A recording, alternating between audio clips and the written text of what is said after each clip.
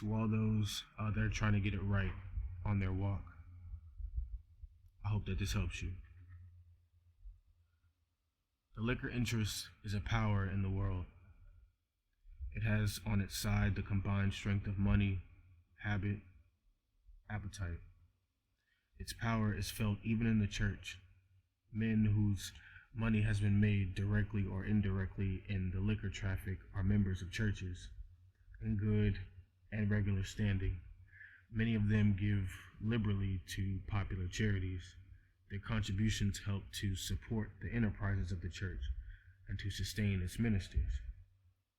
They command the consideration shown to the money power. Churches that accept such members are virtually sustaining the liquor traffic. Too often the minister has not the courage to stand for the right. He does not declare to his people what God has said concerning the work.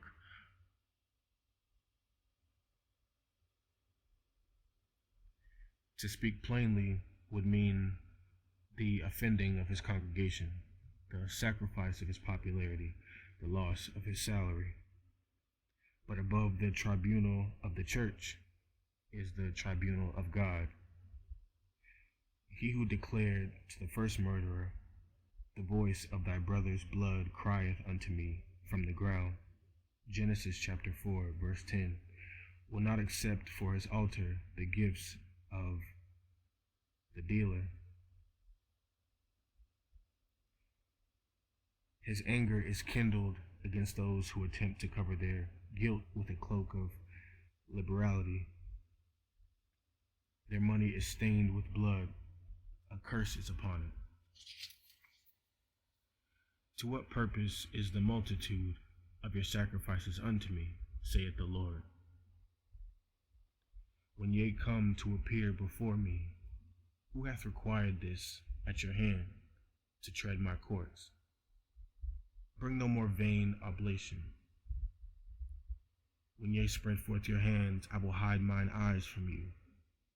Yea, when ye make many prayers, I will not hear. Your hands are full of blood. Isaiah chapter 1, verses 11 through 15. The drunkard is capable of better things.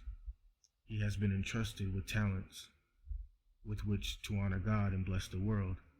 But his fellow men have laid a snare for his soul and built themselves up by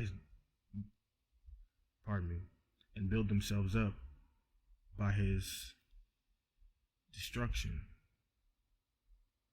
They have lived in luxury while the poor victims whom they have robbed live in poverty and wretchedness.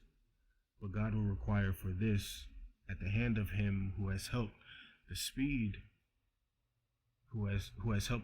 the drunkard on to ruin. He who rules the heavens has not lost sight of the first cause or the last effect of drunkenness. He who has a care for the sparrow and clothes the grass of the field will not pass by those who have been formed in his own image, purchased with his own blood, and pay no heed to their cries. God marks all this wickedness that perpetuates crime and misery. The world and the church may have approval for the man who has gained wealth by degrading the human soul.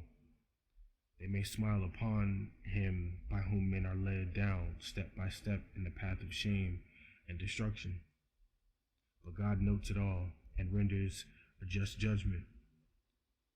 The seller may be termed by the world a good businessman, but the Lord says, woe unto him. He will be charged with the hopelessness, the misery, the suffering brought into the world by the liquor traffic. He will have to answer for the want and woe of the mothers and children who have suffered for food and clothing and shelter, who have buried all hope and joy. He will have to answer for the souls he has sent unprepared into eternity, and those who sustain the seller in his work are sharers in his guilt. To them, God says, your hands are full of blood.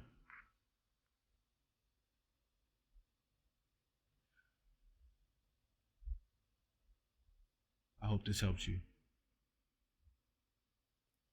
Thank you for listening.